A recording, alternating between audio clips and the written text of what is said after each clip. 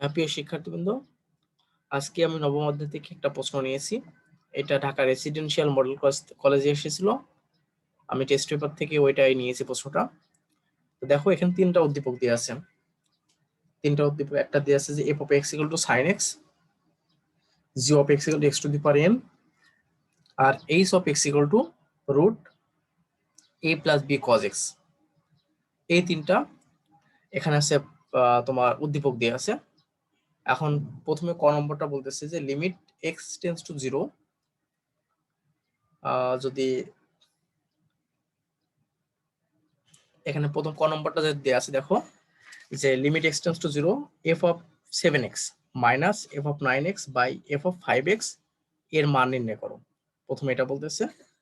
এরপর খ নম্বর বলতেছে মূল নিয়মে জি অফ এক্স এর অন্তরজ নির্ণয় করো।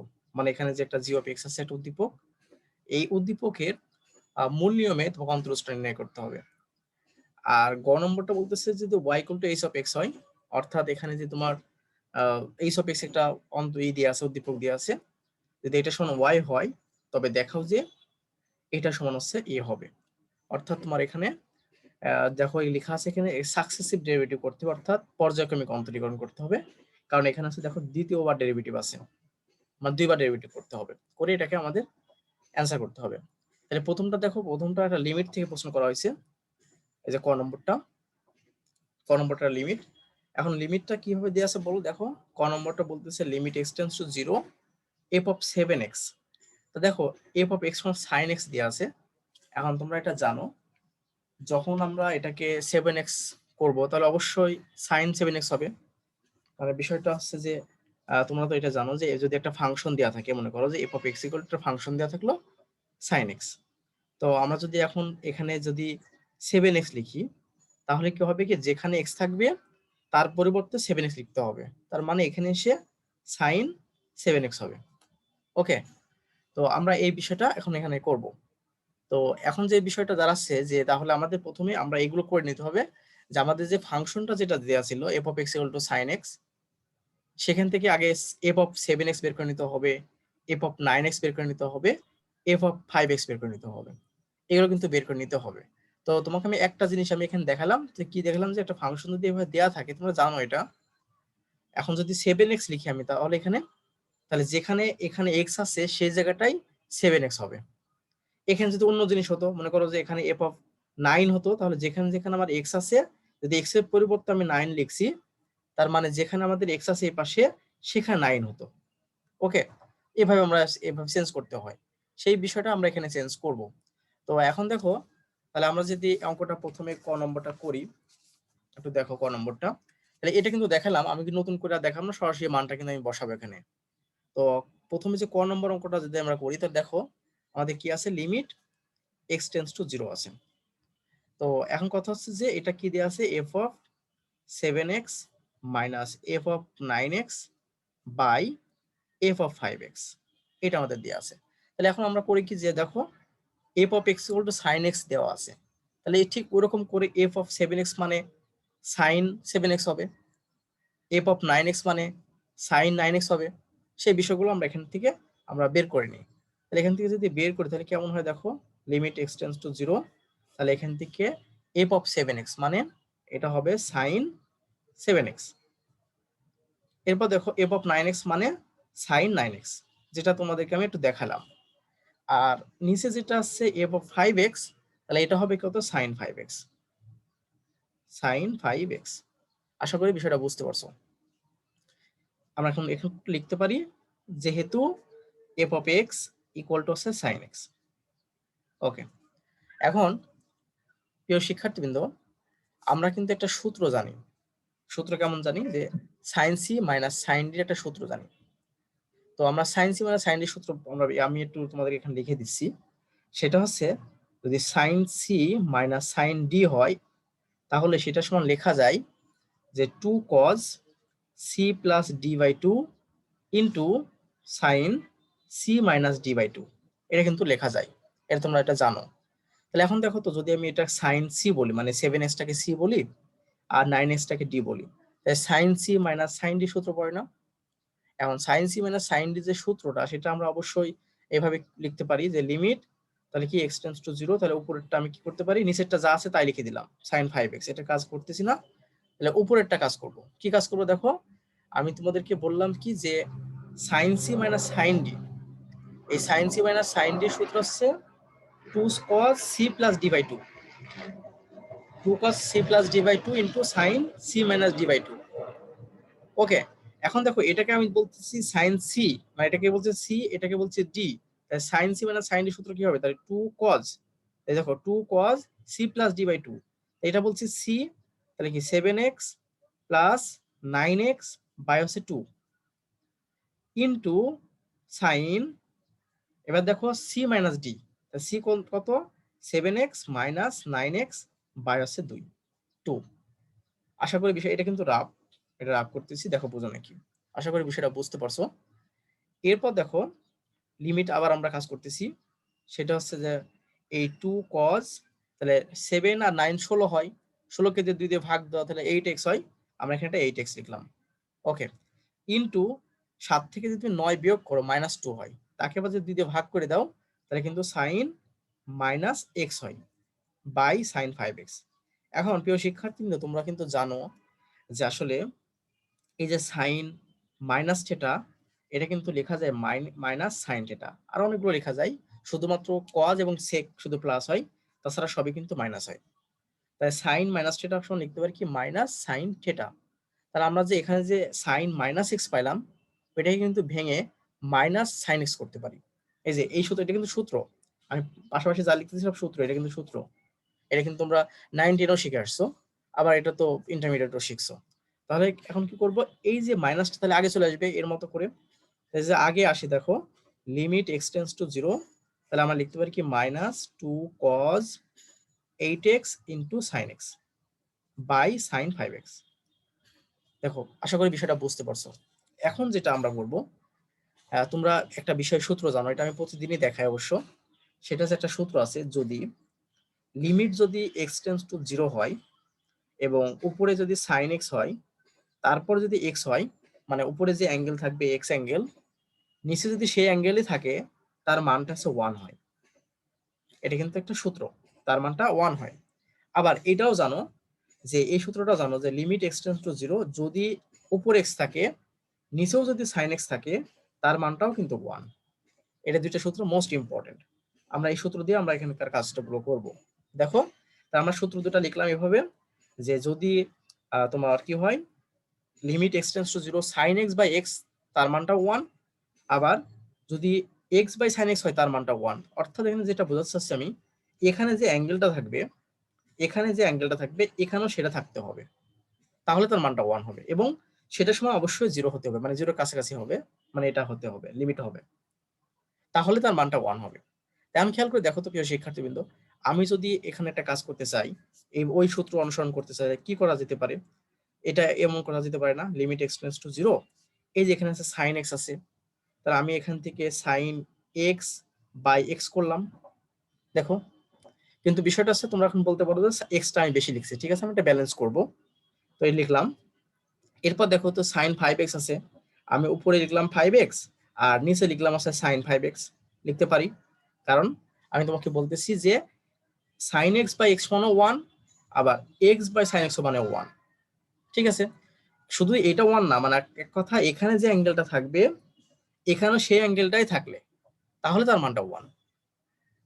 দেখো, তাহলে কিন্তু এটাও কিন্তু 1 বসাতে পারবো আমরা, কারণ sin 5x, 5x by sin 5x, মানে এখানে যে অ্যাঙ্গেলটা আছে এখানে কিন্তু সেই অ্যাঙ্গেলটা আমি নিলাম, তার মানটা কিন্তু 1 করতে পারবো। এখন খেয়াল করে দেখো তো প্রিয় শিক্ষার্থীবৃন্দ, আমি কিন্তু বেশি কিছু লিখে ফেলছি। কি লিখছি দেখো, এখানে হচ্ছে x লিখছিলাম বেশি, এখন দেখো ax আর ax কিন্তু ভ্যানিশ, সেক্ষেত্রে কিন্তু x এর কিন্তু ঝামেলা শেষ, আমি 5 বেশি লিখছি। ওকে, এখন একটা আমি করবো, আমি ব্যালেন্স করব, তার আগে একটু দেখো খেয়াল করে, এখনো কিন্তু তাহলে এইটুকের কাজ করলাম, এখানে দিলাম, এটার কাজ এখানে দিলাম, এখনো কিন্তু এই কাজটা বাদ আছে, অর্থাৎ কজের মানটা কিন্তু এখনো বসাইনি, এটা বসালাম। ওকে, এখন এই মাইনাসটা কিন্তু বাদ আছে, আমি একটা কাজ করলাম, সেটা হচ্ছে যেহেতু এই 5টাকে আমি বেশি লিখছিলাম, ওটাকে ব্যালেন্স করতে হবে, তাহলে উপরে গুণ করছিলাম, তাহলে ভাগ করতে হবে। যদি ভাগ করি দেখো তো কি হয়, এখানে -2 কিন্তু আছে, -2 কিন্তু আগে থেকে ছিল, আর নিচে এই যে 5টা লিখে দিলাম। দেখো বুঝতে পারো নাকি? তাহলে কিন্তু ব্যালেন্স হয়ে গেল। কিভাবে ব্যালেন্স হলো দেখো, এই 5টা কেটে গেল, এই এক্স কেটে গেল, তাহলে যা ছিল তাই থাকলো। জাস্ট আমরা সূত্র করার জন্য আমরা এই বিষয়গুলো করলাম। আশা করি বিষয়টা বুঝতে পারছো। জাস্ট আমি এই দুইটা সূত্র করার জন্য আমি এই কাজটা করছি। কথা কি বুঝতে পারছো সবাই?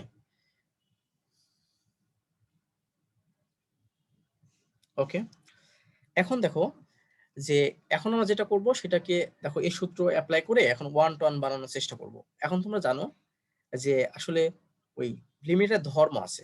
লিমিটে কেমন ধর্ম আছে?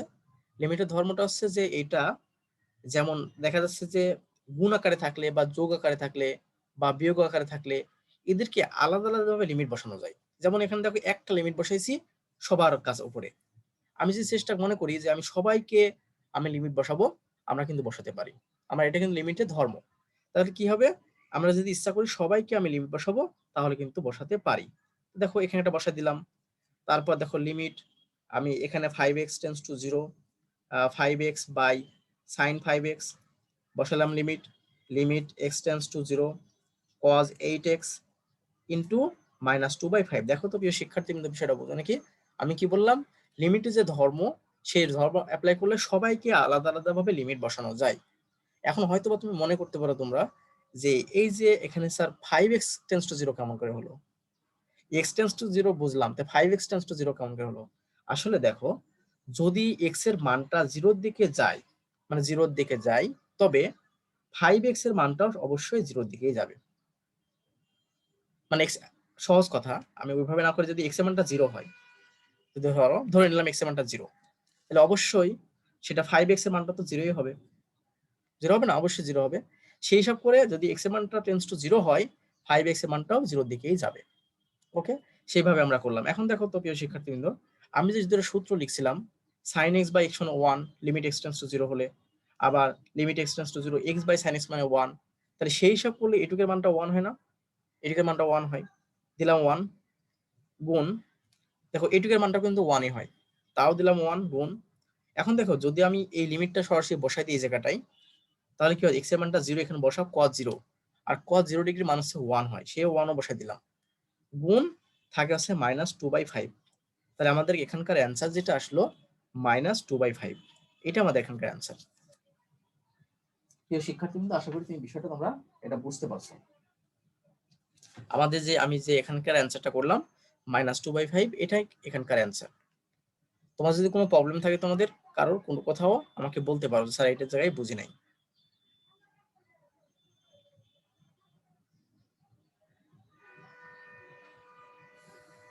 ঠিক আছে, তোমাদের ধরে নিলাম তোমাদের কোনো প্রবলেম নেই। ঠিক আছে, আমি এখন খ নম্বর অঙ্কটা করব। এখন খ নম্বর অঙ্কটা দেখো, যেটা বলতেছে যে মূল নিয়মে, এই যে খ কই গেল, এই যে খ, হ্যাঁ দেখো খ নম্বর যেটা বলতেছে যে মূল নিয়মে g অফ x এর অন্তরজ নির্ণয় করো। তোমরা প্রিয় শিক্ষার্থীবৃন্দ তোমরা 9.1 এর পরেই 9.2 কোর্স 2 করছো, সেটাতেই ছিল মূল নিয়ম, অর্থাৎ লিমিটের পরেই যে অধ্যায়টা ছিল সেটা হচ্ছে মূল নিয়মে যে কোনো ফাংশনের অন্তরজ করতে হবে। তো এখন দেখো প্রিয় শিক্ষার্থীবৃন্দ, এই g অফ x সমান কি দেয়া আছে, দেখো x two the power n দেয়া আছে। তাহলে আমাদের এই x two the power n এর মূল নিয়মে অন্তরজ বের করব, মানে মূল নিয়মে g অফ x এর ডিফারেন্সিয়েশন করব। ওকে, এখন তোমরা একটা সূত্র জানো, এটা জানার কথা, সেটা হচ্ছে তোমরা এটা জানো যে যদি আমি g of x K derivative করি x এর সাপেক্ষে, মূল নিয়মের কথা আমি দেখতেছি, দেখো যে আমি যদি এটাকে ডেরিভেটিভ করি, মনে করো g অফ x দেয়া আছে, এখানে ডেরিভেটিভ করি, মূল নিয়মের সূত্রটা কেমন ছিল? মূল নিয়মের সূত্র ছিল এমন যে, সরি এখানে একটা লিমিট হবে, লিমিট h টেন্স টু 0, এখানে আছে g of x plus h minus g of x by h। এটা কিন্তু মূল নিয়মের সূত্র, তোমরা এটা কিন্তু জানো। তাহলে আমাদের এখানকার যে মূল নিয়মের যে সূত্রটা সেটা কিন্তু এটা, যে যদি তুমি g of x K derivative করো, তুমি যদি f অফ x কে করতে পারো, যদি g অফ x কে করো, যেহেতু আমি g অফ x নিয়ে আমি কাজ করবো এই জন্য g অফ x ই লিখলাম। তো g অফ x কে যদি ডেরিভেটিভ করে x এর সাপেক্ষে, সূত্রটা হচ্ছে limit h tends to 0 g of x plus h minus g of x by h। এটা কিন্তু আমাদের মূল সূত্র।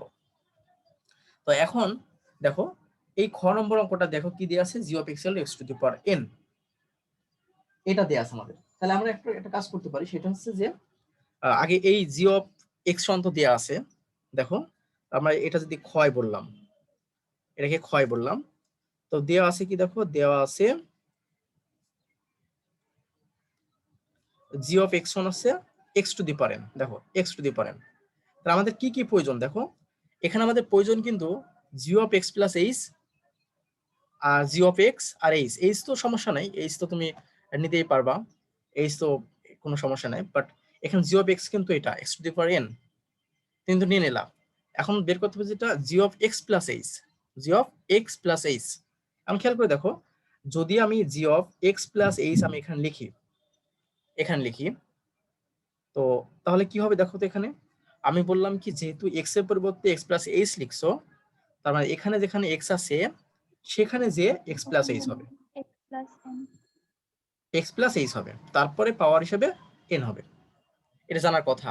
আমি জাস্ট এটা ফাংশন, এটা তুমি অহরহ করছো, অনেকবার করছো, যে যদি G of x X to the power N যেহেতু হয়েছে, তাহলে এক্স এর পরিবর্তে যদি এক্স প্লাস এইচ লিখতেছি, তার মানে এই পাশে যেও x plus H two the power N হবে, মানে যেখানে এক্স আছে সেখানে যে এক্স প্লাস এইচ হবে। কারণ কি, আমরা এক্স এর পরিবর্তে এক্স প্লাস এইচ লিখতেছি। ওকে, তাহলে আমরা দুটো জিনিস কিন্তু পেয়ে গেলাম। দেখো আমাদের একে ডেরিভেটিভ করার অর্থ হচ্ছে মূল নিয়মে limit h tends to zero g of x plus h minus g of x by h. এখন দেখো g of x x plus h এর মানটা কিন্তু পেয়ে গেছি এটা। ওকে, জি অফ এক্স এর মানটা কিন্তু পেয়ে গেছি এটা, তাহলে তো আমরা এখন ক্যালকুলেশন করতে পারবো। এখন দেখো তাহলে কি d d x g of x মানে x to the power n, এটার কিন্তু আমরা মূল নিয়মে ডেরিভেটিভ করব।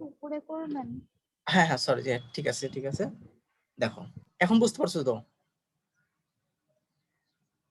হ্যাঁ মাঝে মধ্যে নিচে নিচে হয়ে যাচ্ছে মাঝে মধ্যে, সরি এর জন্য। দেখো এই যে আমি বারবার লিমিটটা লিখতে ভুল করতেছি, limit h tends to zero, এটা লেখা হয়ে যাচ্ছে। তাহলে আমরা দেখো g of x plus h এর মান কোনটা, এই যে এইটা, আমি x plus H two the power N করলাম, মাইনাস জি অফ এক্স এর মানটা কোনটা দেখো এক্স টু দি পাওয়ার, এই যে বসাই দিলাম x to the power n. Okay, আর বাকি থাকবে নিচে এইচ, সে এইচটা আমি বসাই দিলাম। দেখো আমাদের কিন্তু বসানো হয়ে গেল।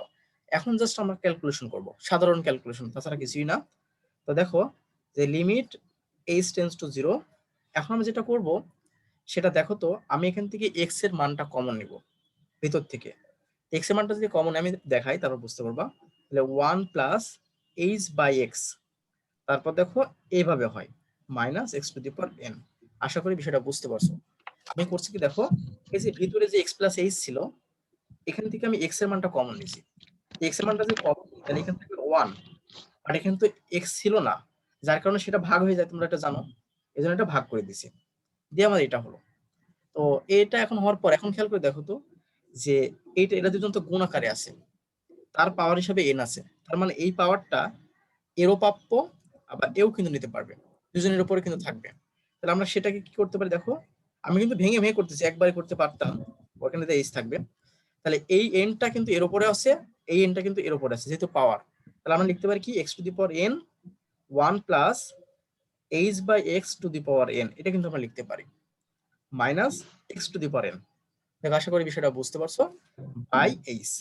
ওকে, এখন খেয়াল করে দেখো যেখানে তো দুটা পদ আছে, এই যে একটা পদ আর এই একটা পদ, আমরা এখান থেকে কিন্তু এক্স টু দি পাওয়ার এনটা কমন নিতে পারি। এক্স টু দি পাওয়ার এনটা যদি কমন নিই, দেখো যদি এক্স টু দি পাওয়ার এনটা কমন নিই কি আসে, এক্স টু দি পাওয়ার এনটা কমন নিলে আমি এখানে দিলাম হচ্ছে থার্ড ব্র্যাকেট, তাহলে এখানে কি আসে দেখো, এটা থাকে এটা, যেহেতু থার্ড ব্র্যাকেট দেওয়ার প্রয়োজন ছিল না, h by x to the power n second bracket দিলে হতো মাইনাস ওয়ান। এটা কি তোমরা বুঝতে পারছো? এটা বোঝার তো কথা, কিছুই তো না, জাস্ট কমন নিছি। জি স্যার। হ্যাঁ, কেউ কিছু বললা কি? না স্যার। হ্যাঁ বোঝার তো কথা, এটা একদম সিম্পল, ভেঙে ভেঙে করতেছি তো, একদম ভেঙে ভেঙে করতেছি। এখন বিষয়টা হচ্ছে যেটা আসবে, তোমরা তো সেকেন্ড পার্টে দ্বিপদী বিস্তৃতি করছো, তো দ্বিপদী বিস্তৃতির বিষয়টা একটু আমি দেখাবো, তোমাদের জানা আছে অবশ্য, তারপর আমি একটু দেখাবো। সেটা হচ্ছে তোমাদের এই যে যে বিষয়টা ছিল, যে এমন যদি দ্বিপদী বিস্তৃতির যে বিষয়টা, যে মনে করো যে one plus x to the power যদি এন হয়, এটাকে দ্বিপদী করলে কি হয়, সেটা কি হয় one plus n x plus n into n minus one by two factorial into x square. দেখো এই সূত্রটা মনে পড়ে কিনা দেখো, plus n into n minus one n minus two by three factorial into x cube plus dot dot জি চলতেছে। Sir. এটা মনে থাকার কথা। তো এটা একটা দ্বিপদী বিস্তৃতি। তো এখন খেয়াল করে দেখো তো যে এই যে one plus x to the power n, আর এখানে এটাতে একই বিষয়। দেখো তো ওয়ান প্লাস, মানে এখানে এক্স নাই, এইচ বাই এক্স আছে, বিষয়টা তো একই। এখানে যদি পুরোটা আমি এক্স ধরি তাহলে one plus x to the power n হয়। তাহলে এটাকে আমরা দ্বিপদী অনুসরণ করে ভেঙে ফেলবো। যে দ্বিপদী আমরা করছিলাম সেই দ্বিপদী অনুসরণ করে আমরা এটাকে ভেঙে দেবো। ঠিক এরকম করে এই যে one plus x to the power n সমান one plus n x plus n into n minus one by two factorial x square plus এইভাবে আমরা এটাকে ভাঙবো। ওকে, তো এখন খেয়াল করে দেখো তো, তাহলে ওটাকে যদি ভাঙি আমরা তাহলে কি হয়, তাহলে আমরা ওটাকে যদি আমরা ভাঙার চেষ্টা করি তাহলে কি হবে, limit S tends to zero, তাহলে এখানে x to the power n রাখলাম, রেখে এখানে এরকম থার্ড ব্র্যাকেটে রাখলাম, সমস্যা নাই। তাহলে এখানে কি হবে, ওয়ান প্লাস 1 এন এক্স মানে h by x plus by n into n minus 1 by 2 factorial into h by x whole square plus আরো কিন্তু আছে অনেকগুলো টার্ম আছে, ঠিক আছে, এটা লিখলাম। আর একটা দেখো টার্ম আছে মাইনাস ওয়ান, সেটা লাস্ট টাইম মাইনাস ওয়ান। দেখো তো বোঝো নাকি এটা, এর কিন্তু প্রচুর টার্ম আছে, অহরহ অনেক টার্ম আছে, আমি অত টার্ম লিখলাম না, জাস্ট এই পর্যন্ত লিখলাম আর নিচে একটা এইচ দিলাম। এখন খেয়াল করে দেখো এই মাইনাস ওয়ান আর এই প্লাস ওয়ানটা কেটে যায়, কেটে দিলাম, কেটে দিলাম। এখন দেওয়ার পরে যেটা করছি সেটা হচ্ছে limit h tends to zero, এখানে x two the power n যা আছে তাই থাক, সমস্যা নেই। তাহলে আমাদের মূলত আসলো কি দেখো, আমাদের মূলত আসতেছে হচ্ছে n h by x plus n into n minus one by two factorial into h square by x square plus dot dot চলতেছে, বাই নিচে হচ্ছে থাকবে কত, h। এখন একটা কথা আছে দেখো, তোমরা যদি এখন লিমিটটা বসিয়ে দাও তাহলে কি প্রবলেমটা হবে, যদি লিমিটটা এখন বসিয়ে দাও তাহলে কিন্তু এখানে কিন্তু এইচ আছে, তার মানে এখানে জিরো হবে, এটা জিরো হবে, এরপরে যতগুলো সব জিরো হবে, আবার নিচে কিন্তু জি এইচ স্যার। আছে, জিরো বাই জিরো হবে। কিন্তু দেখো এখন যদি তুমি লিমিট বসাও তো জিরো বাই জিরো হবে। তা আমরা জানি জিরো বাই জিরো কিন্তু আনডিফাইন্ড, আর জিরো বাই জিরো থেকে এই প্রবলেমটা ফেস করতেছিলাম, মানে করতেছিল বিজ্ঞানীরা, যার কারণে কিন্তু লিমিটের উৎপত্তি। লিমিট উৎপত্তি এই কারণে হয়েছে যে জিরো বাই জিরো যখন প্রবলেমটা ফেস করছে, তার মানে এখন আমি লিমিটটা বসাবো না। কখন বসাবো দেখো, এখন এই দেখো সবার কাছ থেকে এইচ কমন নিব, এখান থেকে এইচ কমন নিব, আমরা করবো কি সবার কাছ থেকে এইচ কমন নিব। এখন সবার কাছ থেকে যদি আমি এইচ কমন নিই তাহলে কি দাঁড়ায়, দেখো এইচ সবার কাছ থেকে যে কমন নিই তাহলে এই এইচ দিয়ে আমি কাটতে পারবো। তাহলে আমি আরেকটা লাইন বেশি করলাম, এটা দেখো আমি সবার কাছ থেকে এইচ কমন নিতেছি, তাই এইচ যদি কমন নিই তাহলে এখানে থাকছে এন বাই এক্স, এখানে থাকবে দেখো n into n minus one by two factorial into h by x square 8 plus dot dot চলতেছে বাই এখানকার এইচ। এখন দেখো এই এইচটা কাটে দাও, কেটে দিলাম, কেটে দেওয়ার পর এখন আমি একবার করতে চেষ্টা করতেছি, এবার একবার করে দিব, সেটা আমি খেয়াল করে দেখো তো এইচ কাটা দেওয়ার পর এখন যদি তুমি লিমিট বসাও, লিমিট বসাও তাহলে এই টার্মটা তো জিরো হবে। তোমাদেরকে আমি আর একটা কথা বলি যে এর পরের টার্ম যতগুলো আছে সবাই কিন্তু জিরো হবে, কারণ আমি তো দুই টার্ম পর্যন্ত লিখছি, মানে এইচ স্কোয়ার বা এক্স স্কোয়ার পর্যন্ত লিখছি, এরপর যে টার্মটা হবে সেটা কিন্তু এইচ কিউ বা এক্স কিউ হবে। আমি কি বুঝাতে পারছি, এরপরে জি যে স্যার। টার্মটা হবে এইচ কিউ বা এক্স কিউ হবে, তারপরে যে টার্মটা হবে x to the power four বা x to the power four, মানে আস্তে আস্তে পাওয়ার কিন্তু বাড়তে থাকবে, এইচ এর উচ্চ ঘাত হবে, এইচ এর কিন্তু উচ্চ ঘাত হবে। তাই আমি যদি এখন কমন এইচ নিয়েও থাকি, এখান থেকে একটা এইচ আসছে, পরে কিন্তু এইচ স্কোয়ার আসবে, তার মানে আস্তে আস্তে এইচ এর পাওয়ার কিন্তু বাড়তেই থাকবে, তার মানে সব টার্ম গুলো জিরো হয়ে যাবে, মানে এটা সহ বাকি যতগুলো টার্ম আছে সব টার্ম কিন্তু জিরো হয়ে যাবে। তোমরা কি বুঝতে পারছো?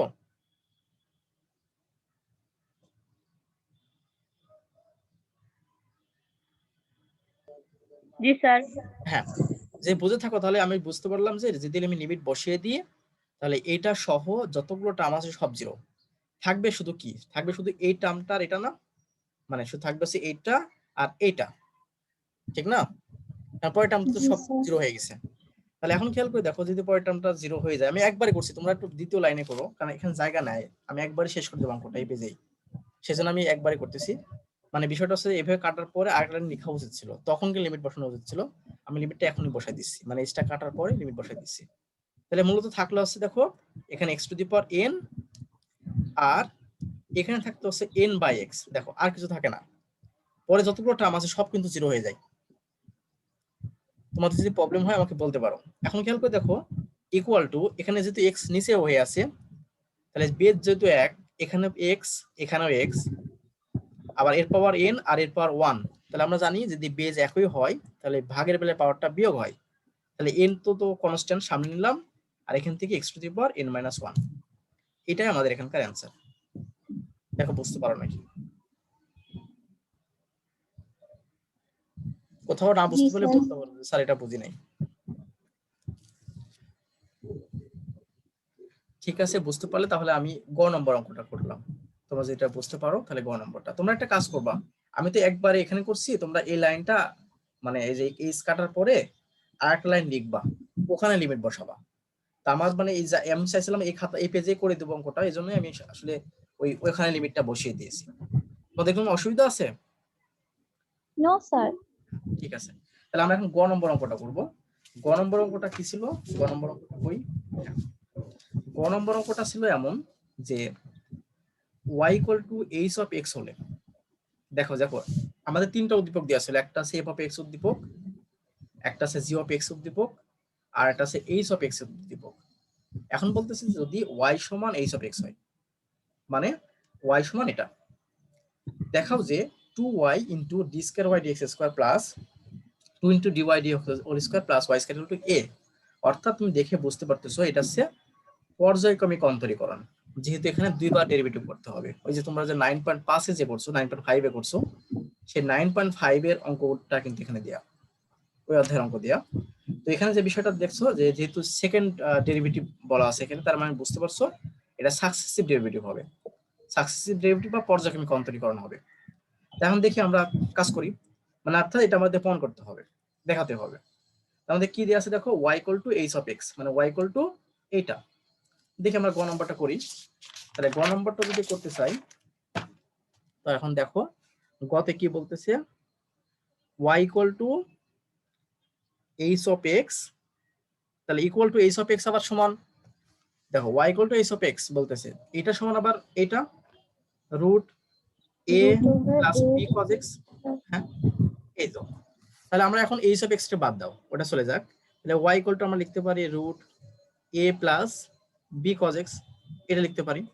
এখন কথা হলো যে প্রিয় শিক্ষার্থীরা, দেখো তোমরা যখন দেখবা এরকম রুট টুট আছে, তোমাকে আমি এর আগে যারা ক্লাস করছি তাদেরকে আমি বলেছি এই রুট থাকলে এটাকে রাখবো না, আমি স্কোয়ার করে দেবো, স্কোয়ার করে ভ্যানিশ স্কয়ার করবো। করে। হ্যাঁ, তাহলে একে যদি ভ্যানিশ করি তাহলে দেখো এখানে কি হয়, ওয়াই স্কোয়ার, আর এখানে এ প্লাস বি কজ এক্স হয়।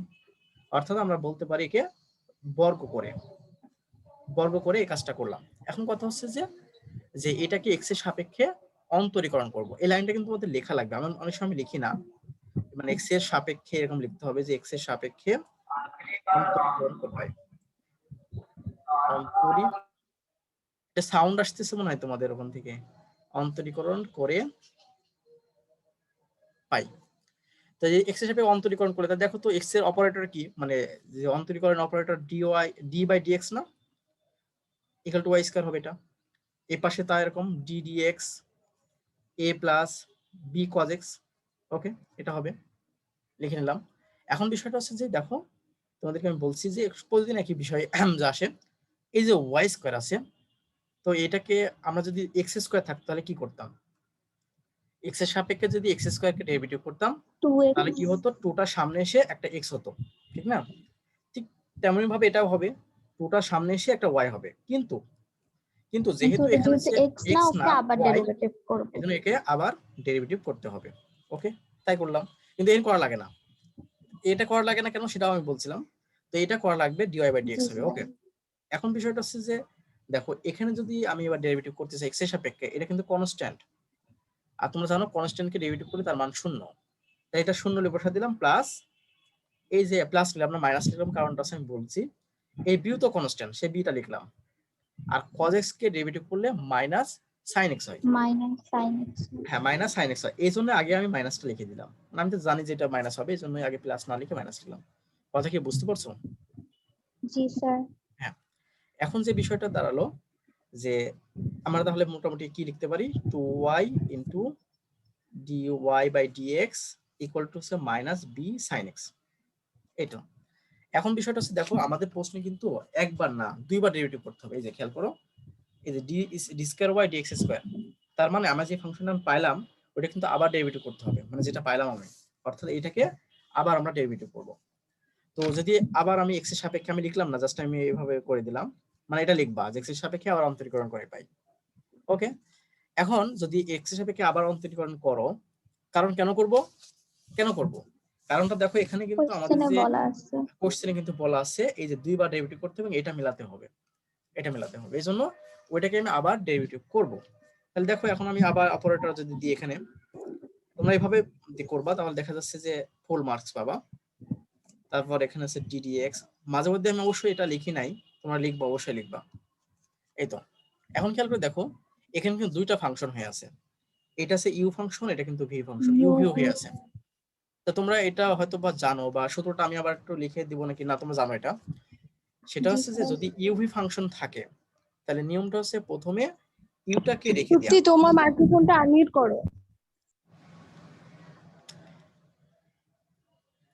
ঠিক আছে, এখন দেখো যদি হচ্ছে ইউ ফাংশনের দুটা ভি ফাংশন গুণ আকারে আছে, এখন কথা হচ্ছে যদি এই ফাংশনটাকে যখন ডেরিভেটিভ করি তখন প্রথমে ইউটাকে রেখে দিতে হয়, ইউটাকে কিছু কাজ করা লাগে না, এরকম রেখে দিতে হয়, দিলাম রেখে দিয়ে এখন যে ভি ফাংশনটা আছে ওকে ডেরিভেটিভ করতে হয়।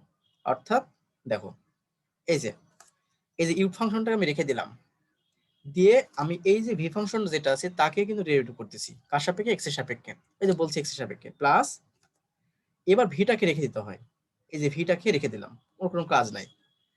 এবার কি করব, এই যে ডিডিএক্স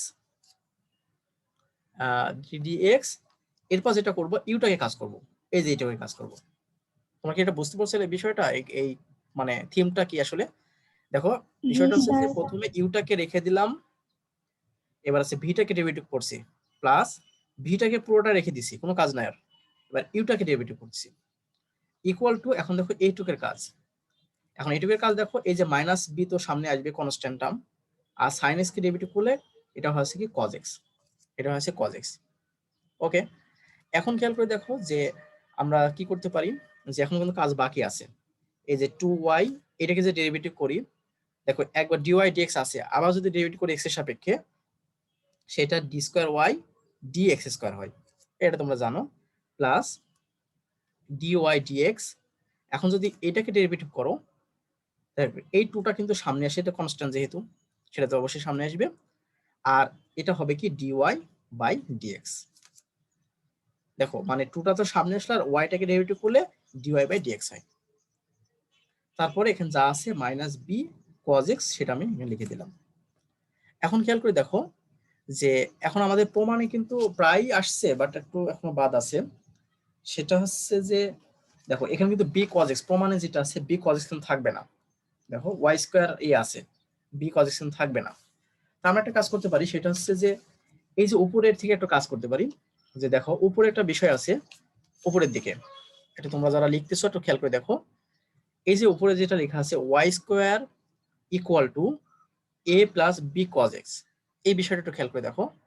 তো এই বিষয়টা একটু খেয়াল করে দেখো কি লেখা আছে, y square equal to a plus b cos x. এখন আমরা এই যে বি কজ এক্স যেটা ছিল তার পরিবর্তে আমরা কিছু একটা লিখবো। তো দেখো তো আমি জাস্ট একটু এখানে যদি লিখি, তাহলে বি কজ এক্স সমান আমরা কি লিখতে পারি, বি কজ এক্স সমান লিখতে পারি কি ওয়াই স্কোয়ার মাইনাস এ, না দেখো তো এ লিখতে পারি না, মানে এই জায়গা থেকে এই যে বর্গ করছিলাম, মানে আমাদের প্রশ্নে তো বি কজ এক্স নাই, মানে অ্যান্সার যেটা প্রমাণ করতে হবে সেখানে কিন্তু বি কজ এক্স নাই। তার জন্য আমরা করলাম কি এই জায়গা থেকে ধার নিলাম, ধার নিলাম মানে কি ওটা ছিলই তো, জাস্ট বি কজ এক্সটাই রাখলাম, তাহলে ওয়াই স্কোয়ার মাইনাস এ হয়, তার মানে বি কজ এক্স এর পরিবর্তে ওয়াই স্কোয়ার মাইনাস এ আমরা কিন্তু লিখতে পারি, লিখতে পারি না? হ্যাঁ অবশ্যই আমরা লিখতে পারি। তাহলে সেটা দেখো আমরা সেটাই লিখবো। এখন খেয়াল করে দেখো যে এখানে থেকে আমরা তাহলে 2y into d square y d x square plus এই টুটা সামনে নিলাম, আর দেখো একই জিনিস কিন্তু ডাবল আছে, তো একই জিনিস ডাবল থাকলে সেটা তো অবশ্যই আমরা d y by d x whole square করতে পারি, যেমন আমরা তো জানি যে এক্স ইন্টু এক্স হয়, তাহলে কি লিখবো, আমি কি এরকম রেখে দেবো না, আমরা এক্স স্কোয়ার লিখবো। তেমনই ভাবে এই ডিওয়াই ডিএক্স সমান যে ডাবল যে ছিল সেজন্য আমরা এটাকে এইভাবে করলাম। কথা কি বুঝতে পারছো? বোঝার কথা। আর একটা বিষয় জি দেখো, স্যার। এই যে আমি বললাম যে মাইনাস তো রাখলাম, আর এই যে বি কজ এক্স এর পরিবর্তে কিন্তু একটা জিনিস আমি দেখে আসছিলাম, সেটা কোনটা? ওয়াই স্কোয়ার মাইনাস এ। এই যে আবার দেখাচ্ছি তোমাদেরকে, এই যে ওয়াই স্কোয়ার মাইনাস আছে এ, অর্থাৎ বি কজ এক্স এর পরিবর্তে আমি ওয়াই স্কোয়ার মাইনাস এ লিখতে পারি। তো সেটা আমরা লিখবো এখানে, বি কজ এক্স এর পরিবর্তে হচ্ছে ওয়াই স্কোয়ার মাইনাস এ, ওয়াই স্কোয়ার মাইনাস এ, এটা কিন্তু আমরা লিখতে পারি। ওকে, তাই এখন খেয়াল করে দেখো, যদি এটা লিখি এখন একটা আমরা জাস্ট প্রমাণের সাথে কি করা আছে দেখি। ও এখানে যেটা করা আছে, আমরা একটা 2y d square y d x square plus 2 into d y d x whole square. এখন দেখো এখানে যেটা করতে হবে, একবারে করলে করা যায়, এই যে মাইনাস ওয়াই স্কোয়ার, তাহলে এই পাশে আসলে কি প্লাস ওয়াই স্কোয়ার হবে না? আর এই মাইনাসে প্লাস হয়, সেটা এই পাশে আমি রেখে দিলাম। দেখো প্রমাণে আমাদের এটাই চেয়েছিল, এটাই বলছিল প্রমাণ করো, এটাই বলছিল দেখাতে বলছিল, প্রমাণ না দেখাতে বলছিল, সেটা আমরা এখন দেখালাম। দেখো আমাদের, আমি একটু তোমাদের প্রশ্নটা বাজিয়ে নিয়ে আসি। দেখো প্রশ্নটা ছিল 2y d square y dx square plus 2 into dy dx whole square plus y square equal to a. সেটাই কিন্তু আমি এখানে প্রমাণ করলাম। দেখো তোমরা কি বুঝতে পারছো? যদি কোথাও প্রবলেম থাকে 3টা অঙ্কে ক খ গ, তোমরা সেখানে আমাকে বলতে পারো। আমি যেহেতু সময় এখনো আছে কয়েক মিনিট, ও বেশি নাই 2 মিনিট আছে, আমি তারপর তোমাদেরকে দেখানোর চেষ্টা করব। স্যার একটু কটা দেখাবেন, তখন না ছিলাম না। ক নম্বরটা, হ্যাঁ তাহলে 1 মিনিট দেখি কি অবস্থা, সময় হয় নাকি। ক ক কোথায় করলাম? হ্যাঁ, কটা হচ্ছে এমন কঠিন বিষয় না। কটা হচ্ছে দেখো, এখানে একটা ফাংশন দেওয়া ছিল আমাদের, উদ্দীপক দেওয়া ছিল যে f of x equal to sine x, sine x. এখন তোমরা জানো যে যখন আমরা একটা ফাংশন দেওয়া থাকে, আবার যদি বলে যে এটা মান বের করো, তখন কিন্তু দেখো এক্স এর পরিবর্তে যখন 7x বলবে, তারপরে এখানে যেখানে এক্স আছে তার পরিবর্তে কিন্তু 7x বলবে, এটা তোমরা জানো। এখন দেখো লেখা আছে f of 7x minus f of 9x by f of 5x, এটা কিন্তু এই লিমিট বের করতে হবে। তো সেক্ষেত্রে দেখো f of x equal to sine x যদি হয়, তাহলে এফ অফ 7x মানে সাইন 7x, তারপর মাইনাস এফ অফ 9x মানে কি, তাহলে এখানে সাইন 9x হবে, মানে যেখানে এক্স ছিল তার পরিবর্তে 9x হবে, লিখলাম। তেমন ভাবে এটা এখানে লিখলাম। এখন বিষয়টা হচ্ছে যে এখানে একটা সূত্র পড়ে, ত্রিকোণমিতির মোস্ট ইম্পর্টেন্ট সূত্র, সেটা তোমার যে এই sine c minus sine d, মানে শুধু এইগুলো না, মানে 4টা সূত্র আছে। এই sine c minus sine d সূত্র আছে 2 cos c plus d by 2 into sine c minus d by 2। এখন তুমি মনে করো যে এটাকে মনে করো ধরো সি, আর এটাকে ধরো হচ্ছে ডি, এটা হলো সি, এটা হচ্ছে ডি, তাহলে sine c minus sine d, তাহলে sine c minus sine d শুধু 2 cos c plus d by 2, এই জন্য লিখছি 2 cos c plus d by 2 into sine c minus d by 2। Okay, এই সূত্র, জাস্ট এই সূত্র। এরপর দেখো এখানে 7x আর 9x কত হয়, 16x হয়, 16x কে 2 দিয়ে ভাগ দিলে 8x হয়, এটা লিখছি। 7x থেকে 9x বাদ দিলে থাকে -2x, তাকে 2 দিয়ে ভাগ দিলে -x হয়, এটা লিখছি। ওকে, এরপর যা আছে তাই। এখন তো আরেকটা সূত্র তোমরা জানো, যদি সাইন মাইনাস থিটা